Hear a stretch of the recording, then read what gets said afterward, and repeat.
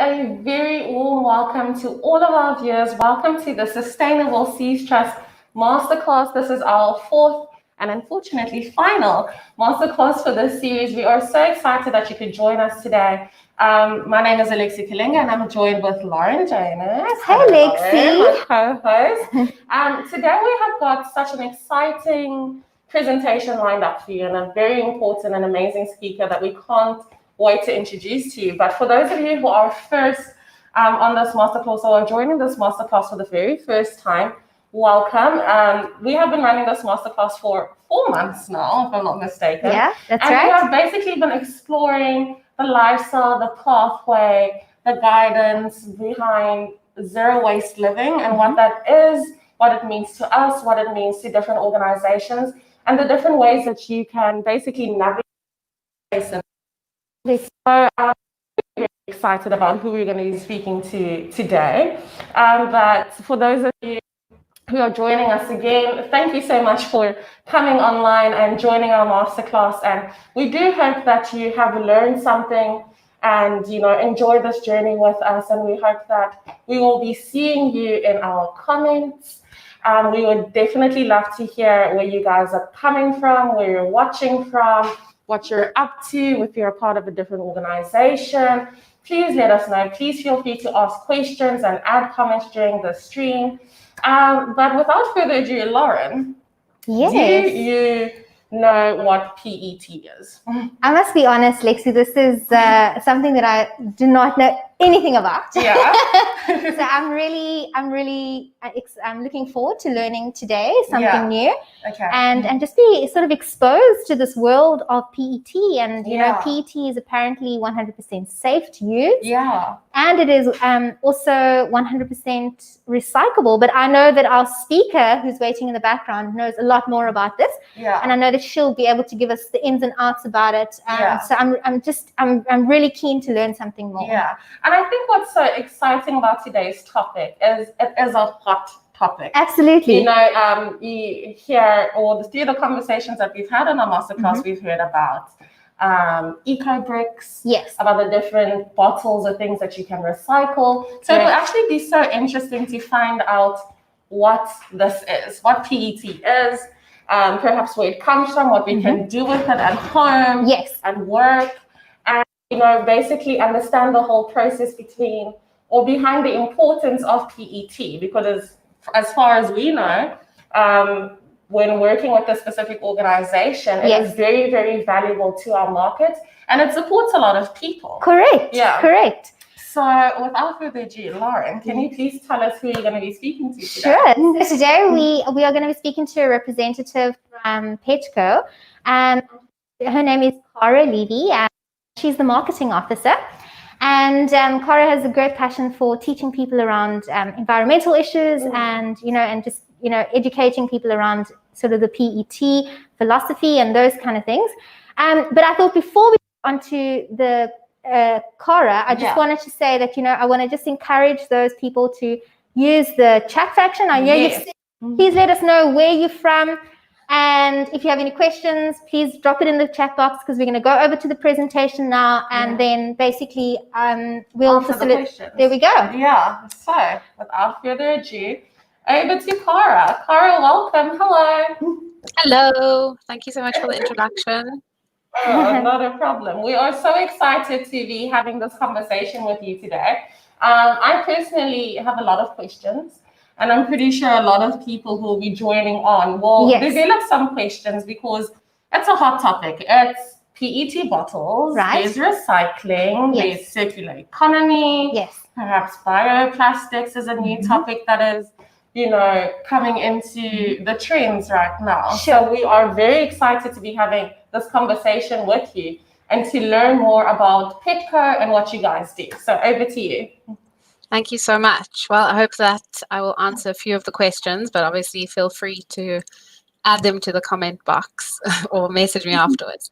So, thank you so much for the introduction. My name's Cara. I'm the marketing officer at PETCO. And just in terms of what you can expect to hear about today, I will first give a short overview of PETCO and the work that we do, and I will then go over kind of the hottest topics that I think are happening in the PET plastic industry at the moment. So they are mandatory extended producer responsibility. That's another mouthful. The second one is, as you mentioned, compostable and biodegradable packaging.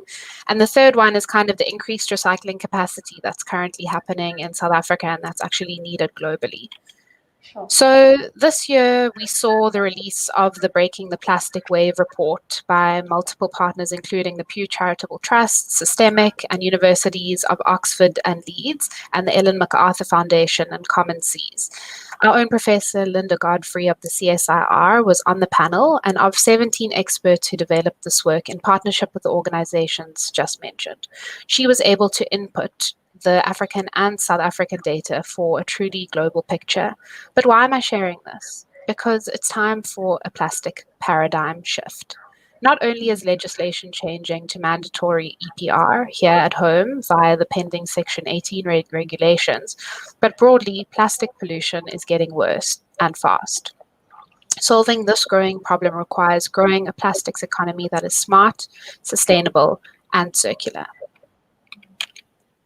This study has helped to quantify the challenge that we are facing, and it's identified 10 critical findings.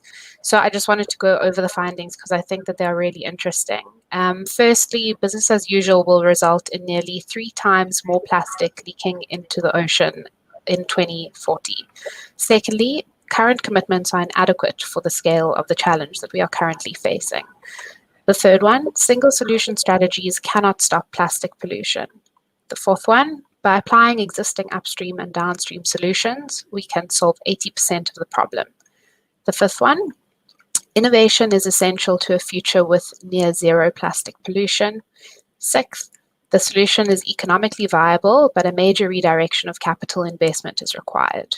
Seventh one, the solution brings to life a new plastics economy with opportunities and risks for industry. Eighth, solutions should be differentiated by geography and plastics category. And I think that's a really interesting one, especially for South Africa, where certain packaging types are recycled in certain areas of the country, but unfortunately we don't have the infrastructure in other areas of the country. The ninth one is that system change offers co-benefits for the climate, health, jobs, and working conditions. And the last one is that an implementation delay of 5 years would result in an additional 80 million metric tons of global plastic going into the ocean. So with the bigger picture of the status of global plastic pollution, I wanted to tell you a little bit about the organization that I work for and how we are trying to ensure that PET plastic stays out of the environment in South Africa, where it does not belong. Some of you might know PETCO, but in case you don't, PETCO is short for the PET Recycling Company, trading as PETCO, and was incorporated in 2004 after concerned members of the PET sector formed a working group representative of the full value chain in the early 2000s. The intention was to develop a solution for post-consumer PET packaging in South Africa, and this resulted in the country's first industry-driven voluntary extended producer responsibility organization, overseen by a board of directors representative of the obliged value chain, with a set of recycling targets and a financial and business plan to achieve these. PETCO is a not-for-profit company, and it received its finances from grants from brand owners, resin producers, and retailers, and also from EPR fees. So as Lauren and Alexi were mentioning earlier, I think the word PET is sometimes confused for pets. I get comments on social media that sometimes say, where can I buy dog food? Or do you work for a cycling company? And the truth is that PET forms the basis for synthetic fibers like polyester, and it's also recognized in the packaging industry as the rigid plastic used for a wide variety of food and non-food applications. So think of beverage bottles, peanut butter jars, dishwashing liquid, shampoo, and others. And it's also used to make sandwich trays, fruit punnets, and biscuit trays. So from an environmental perspective, 2 points are key. PET is the most recycled packaging polymer on the shelves, and for the work that PETCO's been doing, we actually last year achieved a 62% beverage bottle recycling rate, which is actually on par with global standards. So it's something that we are quite proud of. So one of the biggest hot topics for us in the packaging industry is the impending legislation of mandatory extended producer responsibility. This is really going to change the waste and packaging landscape in a really big way, and it's expected to be implemented from early next year. So what is EPR, you may be wondering? It's basically a waste management policy approach founded on product stewardship and the polluter pays principle. The intention of EPR is basically to extend a producer's financial or physical responsibility for its product across its product life cycle to the post-consumer stage. So basically what that means is that back in the day, for example, someone would put a beverage bottle onto the shelf and they would then say, it's not my responsibility anymore. And what EPR does is that it allows that brand owner to take responsibility for the product even after the consumer has finished drinking that bottle of water or something like that. So it's going to be really, really important legislation going forward. So it's been voluntary up until now, and it's going to be mandatory from next year, which is the important part. So these are the two draft gazettes that were recently put out, and it includes mandatory EPR for all packaging sectors, including paper, packaging, some single-use products, and also the electrical and electronic equipment industry. So what about EPR in South Africa? EPR has become increasingly central to the local waste management discourse. This follows as South Africa's waste generation continues to increase, with significant volumes still being diverted to already limited landfill space. And I'm not sure, but most people probably don't know that a lot of our landfill space is really getting very close to being very full. And there's a few in Cape Town that are actually already at capacity. So this will hopefully really help that. So in terms of PETCO's view on extended producer responsibility, we see it as a tool for effective waste management.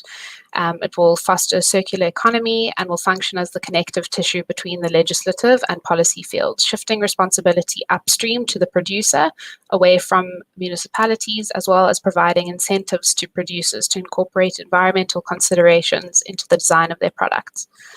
Producer responsibility organizations sit at the center, and their role is to keep the wheel turning. So you'll see PETCO is kind of in the center of that diagram over there. So as PETCO, we've been operating as a voluntary extended producer responsibility organization for many years. And as the time is getting closer where EPR is going to become mandatory, we are really trying to make it our mission to educate members and non-members about the new legislation and what it means for them and their businesses, with the ultimate goal of assisting South Africa to move towards a circular economy. So on to the next hot topic, biodegradable and compostable packaging. Something that we've been hearing a lot of recently is, but it's biodegradable, so it must be better. So terms like biodegradable and renewable are used to mean universally good for the planet, yet these words simply describe a material's property, not necessarily an environmental benefit. And they are often used to misdirect consumers into thinking that just because something is capable of biodegrading or composting, it will have the opportunity to do so. The fact is that in the hands of the wrong systems, these properties can actually have a negative environmental impact. So just in terms of the actual meanings, and I wanted to give credit to Rob van Hill from the Moss Group, who put these slides together in a webinar series that we recently did. But biodegradable material degrades by biological activity, resulting in a specific change in the chemical structure of the material. So degradation can occur under aerobic or under anaerobic conditions. And then compostable materials. A compostable material is a biodegradable material that breaks down in an aerobic composting process through the action of naturally occurring microorganisms, and does so to a high extent within a specified time frame. So there's two places that composting can take place, either in a big industrial composting facility or in home composting environment. So they're both very different. And I think that the key thing to just understand here is that, you know, nature has created a really spectacular closed loop system where everything has its place and waste from one thing is turned into food for something else. But unfortunately, humans aren't quite as good as replicating this.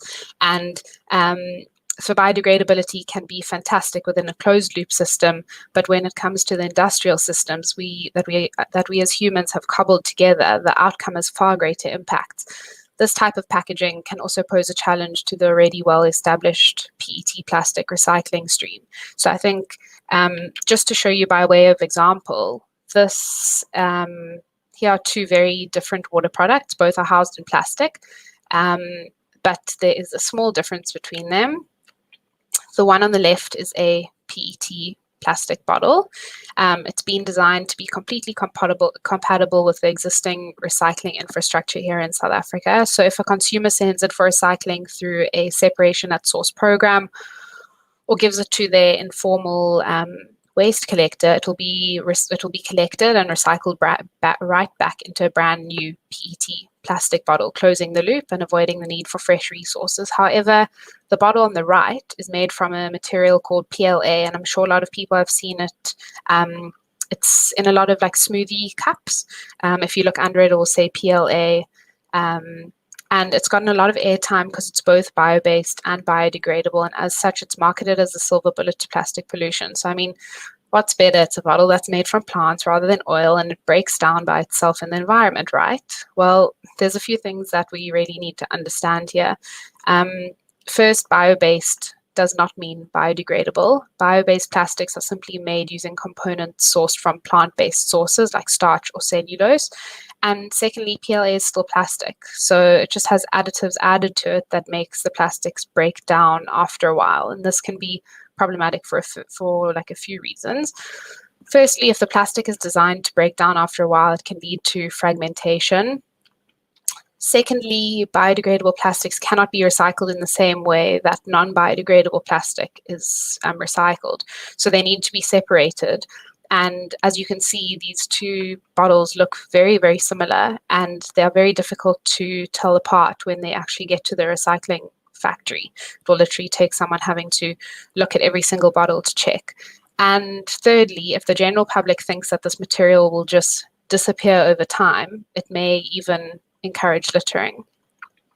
So if there's one thing to just take away from this, it's that these materials do have their place. Compostable and biodegradable plastics need to be fit for purpose, and they also need to be responsibly managed to ensure that they perform according to the certifications and that they don't disrupt mechanical recycling streams like the PET recycling stream, which already is so well set up.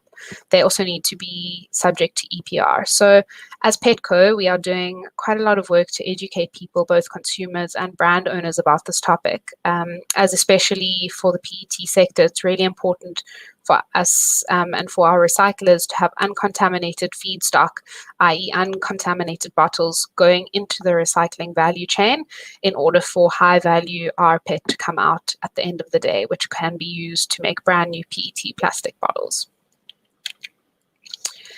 And then the last hot topic that will be very important for the PET plastic recycling industry in the next few months is our recycling partners' increased capacity. And I've only just looked at 2019 and 2020, but this is really important. So in 2019, our one recycling partner called Dara & Far completed the expansion of their washing capacity at their fiber processing plant, and they are diversifying end-use markets to include tiles and artificial fiber for hair braids, weaves, and wigs. They have commenced with commissioning the machines for these products. Our other partner, Senlidar Chemical Fiber, completed their expansion of their fiber production plant in Newcastle. And in 2020, a new recycling partner called Pallet Plast they basically produce pallets that is used to transport goods. They came on as a member of PETCO. And then the last one is Extra Pet, who are other recycling partner that we work on a lot of projects with.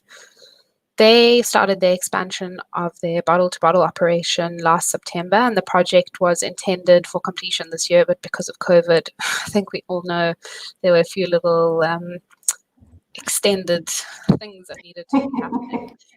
So this expansion will increase the current processing capacity from 20,000 to over 30,000 tons of rPET per annum, which is huge. But these plants will only process, the well-designed bottles, and that's something that we at PETCO are really passionate about teaching people about, that there are lots of elements of the design process, like, for example, I've got here like the lid, the label of a bottle, the color of the bottle. So, for example, clear or light blue bottles can be recycled into brand new bottles, whereas brightly colored or opaque PET plastic will either go to landfill, or like the green and brown bottles are used to make polyester staple fiber. So what we've really tried to do is that we have tried to educate people about how to design for recycling. And we've developed an essential how-to guide for all those involved in the development, design, marketing, and procurement of packaging on how to design PET plastic packaging that works for your product and for our planet. So these guidelines focus on the design of PET plastic packaging to facilitate recycling. The guide is really important for the journey to sustainable production and consumption in South Africa. And we have, this is available on our website if you wish to see it. So here are some of the products that can be made. So these are thermoformed PET products, and they contain at least 40% recycled content. So while these items aren't currently recycled on a large scale, we have already conducted a PET thermoform recycling pilot, which was to see that they can be made into polyester staple fiber, and that was very successful. But the most important thing is that bottles can be recycled back into bottles. So we call this bottle-to-bottle recycling, and this is where we really see the future of growth in demand for rPET feedstock. So there are currently 2 bottle-to-bottle plants in Johannesburg, both of which can produce recycled PET content for both carbonated soft drinks, which is a more challenging bottle to produce due to the technological and health and safety specifications required. But I think it's something that we can really be quite proud of, that in South Africa we have the infrastructure to do that. And bottles can also be recycled into other new and useful products, which I think a lot of people don't know about. It can be used to make fiber for duvets, to make fiber for reusable shopping bags, fiber for pillows, fiber for roof insulation, or fiber for car mats. So the fact that PETCO is financially supporting this increased capacity for the creation of more recycled PET in South Africa is critical to meeting all of the global and local commitments that have been made both by brand owners and by packaging interest group. So this increased capacity will also ultimately drive a more circular economy. So as mentioned earlier, the Breaking the Plastic Wave report mentioned those 10 critical findings. We are working really hard in all of these areas that I've mentioned to try and really make sure that we are moving towards a circular economy, to educating consumers, to supporting our recyclers, to trying to increase the capacity in South Africa for more recycled PET plastic to meet those commitments of more rPET in bottles. And I think it's just about, the more you know, and knowledge is power. And I think that's what we're trying to do, is just to capacitate people to know more and to ask more questions, to find out more about the legislation. And that's basically in a nutshell what we do and what the hot topics are. So with that, thank you for your time and thank you for listening. I know it's quite a lot of information to take in, and it was quite challenging to try and figure out what the most important parts are, because there's so many. But if you have more questions, please feel free to pop me an email, or we're going to have some time for a Q&A now. So thank you very much. SST, over to you. Okay, Cara, thank you so much for the presentation. Sure. Yeah. As you were going through the presentation, questions were just going through my brain. Especially when you hit the topic of biodegradable and compostable plastics. I was just like, ding, ding, ding, ding, ding. Yeah. I have a lot of questions. So thank you so much for your presentation. I know that there's some comments coming through, and we're going to head into some questions now. But I'm looking at the comments now. We have Sadrach who says, yay, recycling. So fantastic. And then we have a comment from Stacey. Hi, Stacey. So she is saying, thank you for talking about bio-based and compostable plastics. These are marketed so well, but consumers are not all educated about them and their differences, which is true. A lot of people also don't understand that compostable plastics are only compostable under industrial conditions and not on the side of the road, which is very true. It is so important for everyone to understand these types of plastics and the consequences of littering. Thank you for explaining that so beautifully. And I can wholeheartedly agree with Stacey that that difference, shed light on the topic. It's very much a hot topic. And that also brings my first question. Sorry, Lauren. No, go for it. Please do. Please do. As we are busy speaking about biodegradable and compostable and those two differences, as an ordinary person, is this biodegradable? Is it something that we should avoid? Or if it is something that we can still, use and consume, what exactly do we do with our products thereafter? Because they can't be recycled with PET. Yeah. Are there any companies or organizations within South Africa, that I would say recycle or transform or work with the bio-based plastics? Like, what does an everyday consumer do? Because we see biodegradable straws, bottles, they're everywhere. Yes. But now we found out that they actually can't be recycled with, ordinary PET. So then what does the ordinary person do? So the first thing that I would say is to refuse. Even as PETCO, we go by the refuse, reduce, recycle methodology. So I would say, if you're going to a restaurant and they give you a straw, I find it so often happens to me, and they say, but it's biodegradable, and I'm like, I don't need a straw. I can drink from the glass. Thank you very much. That would be my first thing. But to answer your question, I know that there are, specifically in Cape Town, and just it kind of links back to what I said earlier about the fact that some areas have the infrastructure to deal with certain materials. So, like for example, Johannesburg, there's a PET plastic recycling plant, so it's much easier. Transport is a big issue. It's all very well that things get collected, but paying petrol in order to get the materials from one place to another place is where the big challenge comes in. So I think that I would say try to refuse them. If you can't, just try and dispose of them in the most responsible way possible. If I'm not mistaken, and I stand to be corrected, I think I know there's like there is an industrial composting facility in Cape Town, but I'm not sure if there's one, for example, in PE. Unfortunately, it's not my area of expertise, but I'd just say Google to find out where they can be taken, but definitely refuse. It's going to be really interesting to see what happens with this mandatory EPR, because it's going to have to apply to the compostable and biodegradable materials as well, which means there'll have to be proper collection systems for them. So I'm really hoping that we start to see proper collection systems put in place for them in the very near future, because as I said, it should be fit for purpose. If they can be disposed of responsibly and they can be collected, then there's a place for them. But at the moment, it's not being done on a wide scale, which is where the problem comes in. Yeah. Okay, I hear you, and I think that makes a lot of sense. And I think just reflecting and echoing what you're saying, refuse as much as possible if you don't need it, and there's no need for you to have a straw with what you're drinking.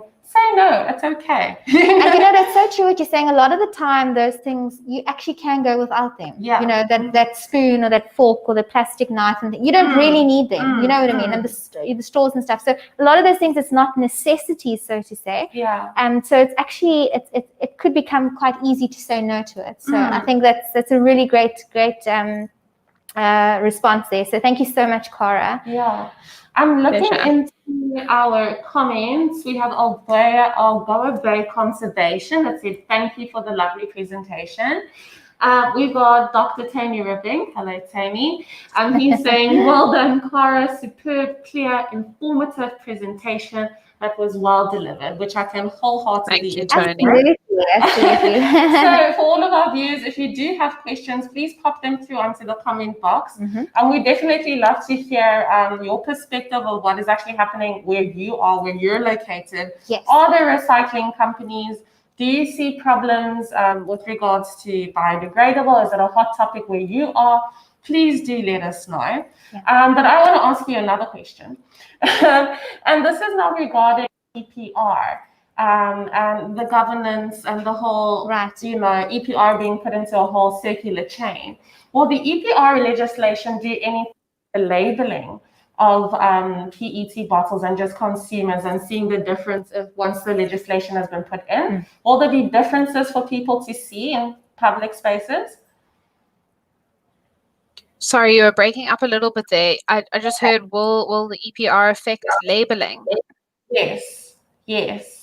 In terms of, so you know, like how we have our regular the triangle. Yeah. We have bottles. You know, not a lot of our bottles or a lot of our plastic products have either the polymer codes on or show that things can be recycled. So will the EPR enforce those onto all plastic products?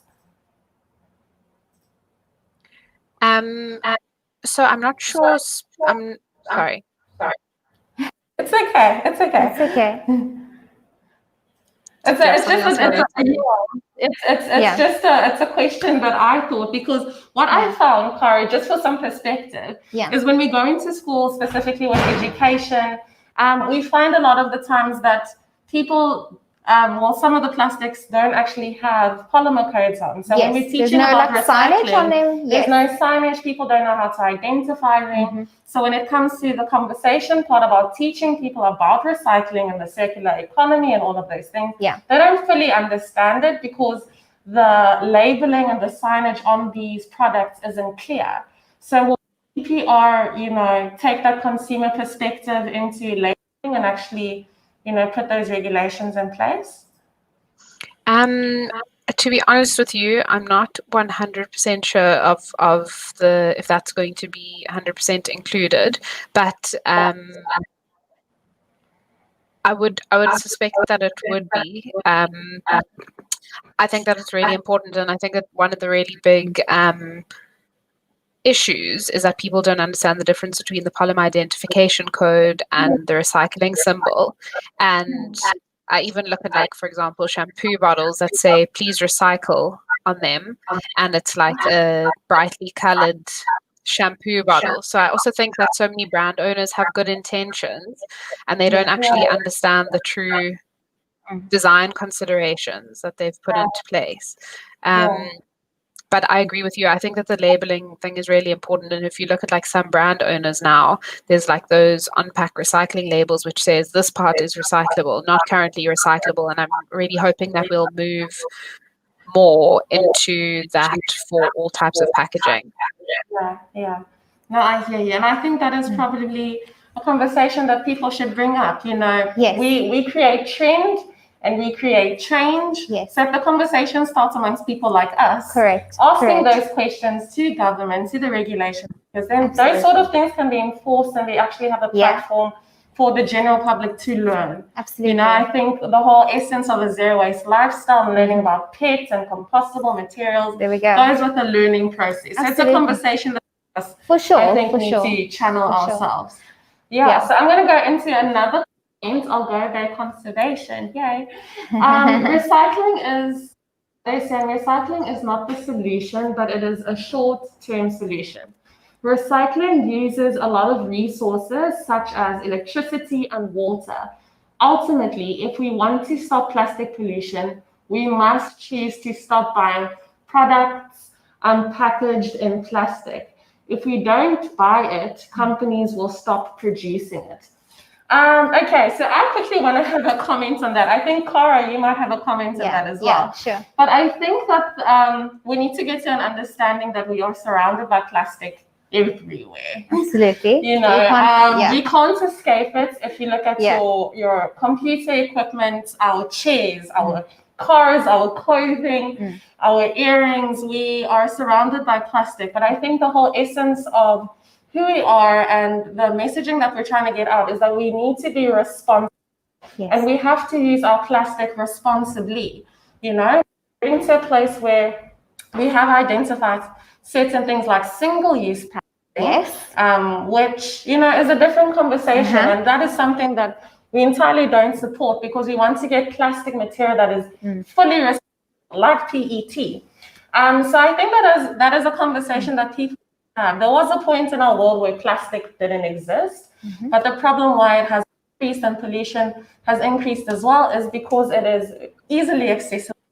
It is such an easy product it's cheap, yes. Yeah. It's an easy product to move around and to transform. But again, people are not using this material responsibly. 100%. You know, I don't know if you have any thoughts. No, for sure. And I totally agree with you. I think it's very hard to imagine a world without plastic. You know, and I probably am saying a very bold statement there, but you know, I think Cara, it will be interesting to hear from you. How would you respond to that question? Yes. Yeah. So I think thank you for all of your comments as well. I completely agree with them. You know, the example that I think of always is how could you expect someone perhaps, you know, like living in a very rural area, transporting 5 liters of water in a glass bottle in terms of its weight, in terms of the fact that you could drop it and it could break. So I think that like all types of packaging, everything should be fit for purpose. And I, you know, as PETCO and as a personal opinion, I never, you know, we don't push the sale of the specific type of plastic. We don't necessarily encourage people to buy it or to use it, but the facts are that it is 100% recyclable if it's designed correctly. It can be turned right back into a brand new bottle. And I think that the important thing to just think about is that I don't think that plastic is going to go away. It's so ingrained into our lives, and it's not to say that we mustn't, you know, I think we should just reduce where possible, use it where it is best placed, and be responsible with how we dispose of it. Like at the end of the day, the plastic water bottle didn't, and this is probably a controversial statement, but it didn't walk to the beach. It's because somebody didn't get rid of it properly. It's because someone threw a chip packet out the window. So I think it's also about humans being responsible. 100%. I think we have a big role to play in this conundrum that we face at the moment. You know, it's not, we can't just blame the object, you know, because we also have an interaction with the object, and it ends up as to, you know, what we do with that object, or 100%. how we respond to it, how we manage it, how we treat it. So yeah, I totally agree with you. I had one question I just wanted to ask, and I don't know if there's any other comments. Go ahead. Okay, cool. I was just thinking that, you know, if there's one thing, Cara, that you would maybe just like all of us to take out of today's session, what would that be?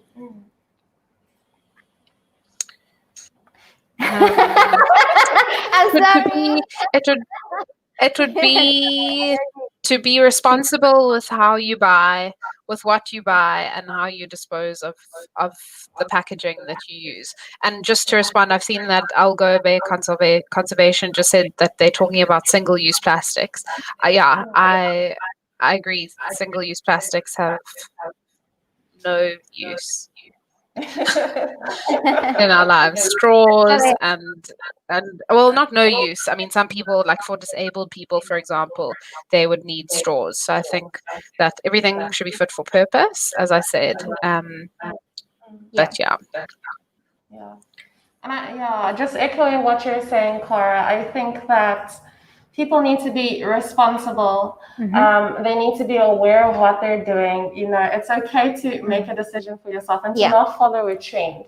You know, the zero waste lifestyle and the discussion that we've been having over the past 4 months is for you to, you know, take ownership, to understand, to inform yourself, to get all the information. And that's why I think Sustainable Seas Trust as an organization, we decided to open up the floor and allow the general public to converse with the leaders within this system, you know. And I think that just reflecting on what we've been saying with regards to recycling, I know PETCO, you guys have got a map that locates all the different recyclers where you can drop off your recyclable material, if I'm not mistaken. I've seen it on social media, and it just prints.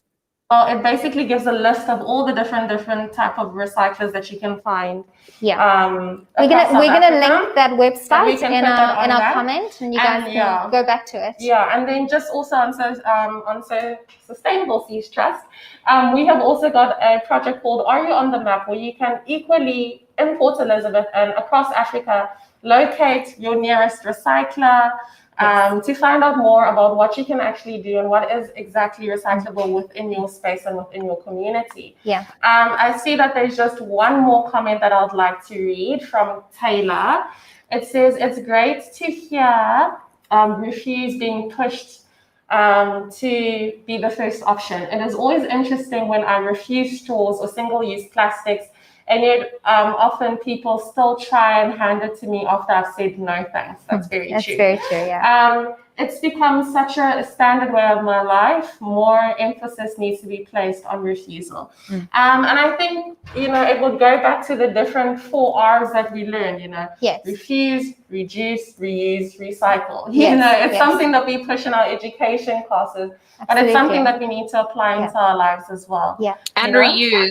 I'm not sure if you said reuse. I think I forgot Lexi, I think. No, for sure. And I think a lot of the time, this whole idea of this concept of living a zero waste, I think it also starts with us educating ourselves as to what is actually the impact that my current lifestyle is having on the environment. And, you know, it's that reality check that we have to have with ourselves from time to time to see is that, you know, is it really am I doing harm? Am I doing good? Essentially, I want to do good. So, you know, I need to pay attention to these things. And I think a lot of us, or even myself, before I started getting involved, I was living very sort of, you know, ignorant, not knowing the impact of, you know, what my choices are having on the environment, you know. And it's so, I think I just want to let the pressure off on anyone that's maybe feeling overwhelmed with this idea of being, you know, perfectly zero waste, because I don't think that we get it right all at once, and I don't think there is a right formula just yet. But I think we are learning, and we're here to learn together 100%. As to how we can do things better, and that's ultimately what we want. We want a better environment for all of us. 100%. I agree with you, and I think that is the best way to conclude our conversation. Absolutely. You know, in our masterclass series, it has been a fantastic 4-month journey. Where we have been learning a lot of different things, from compostables to, you know, Bakashi bins to reuse. What's the nappies that we have? To reuse cloth nappies to PET, to recycling at home and in your workplace.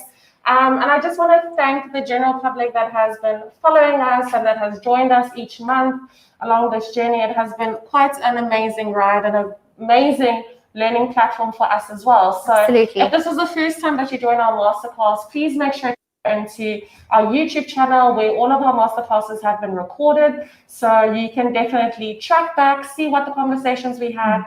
And please do, after this, conversation. Interact with us. Follow us on all of our social media pages. Be sure to follow PETCO and also see what they are doing. Yes. And I think just as a last message, reflecting on what Dr. Tony Rubik said at our very first masterclass. That's right. You know, change starts with you. It begins with hope, and you're the person who can make a difference. So without further ado, thank you very much for joining our fourth and final masterclass. We look forward to seeing you on all of our social media pages. And until next time, please stay home and stay safe.